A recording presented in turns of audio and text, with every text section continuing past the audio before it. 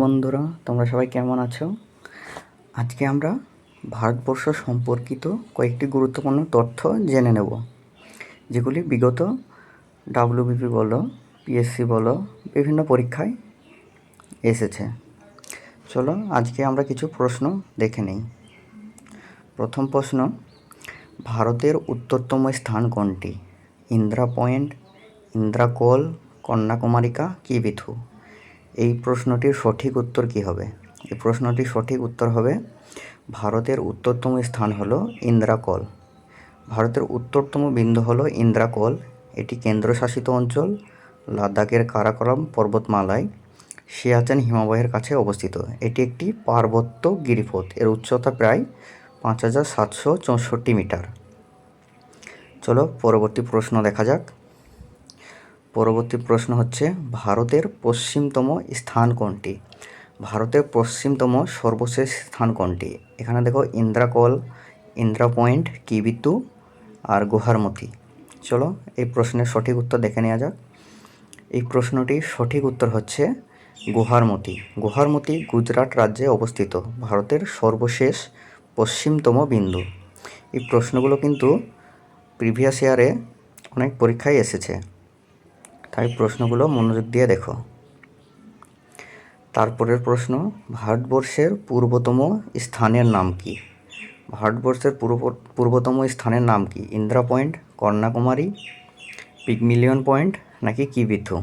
চলো এই প্রশ্নের সঠিক উত্তরটি আমরা দেখে নিই।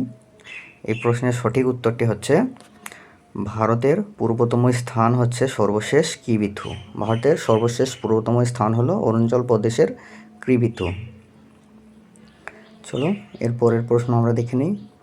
এই পরের প্রশ্ন হচ্ছে, ভারতের দক্ষিণতম স্থান কোনটি? ভারতের দক্ষিণতম স্থান ইন্দিরা পয়েন্ট, ইন্দ্রাকোল, গুহারমতি কি বিথু? এই প্রশ্নটির সঠিক উত্তর কী হবে? এই প্রশ্নটির সঠিক উত্তর হবে ইন্দিরা পয়েন্ট। কিন্তু এই ক্ষেত্রে দেখতে হবে ভারতের দক্ষিণতম স্থান হলো আন্দামান নিকোবর দ্বীপপুঞ্জে অবস্থিত ইন্দিরা পয়েন্ট।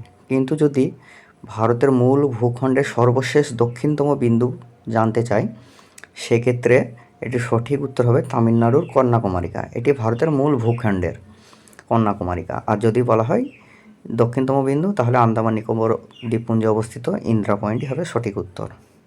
চলো আর কিছু গুরুত্বপূর্ণ জিনিস আমরা দেখে নিই। ভারতের উত্তর থেকে দক্ষিণের মোট দৈর্ঘ্য কত? উত্তর থেকে ইন্দ্রাকোল থেকে কন্যাকুমারিকা পর্যন্ত এটার মোট দৈর্ঘ্য হচ্ছে 3214 কিলোমিটার।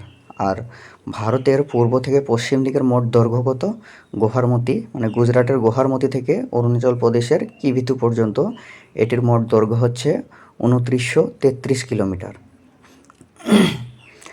চলো তারপরে আর কিছু তথ্য দেখে নিই আমরা। ভারতের মোট স্থলসীমার দৈর্ঘ্য হচ্ছে প্রায় 15,200 কিলোমিটার।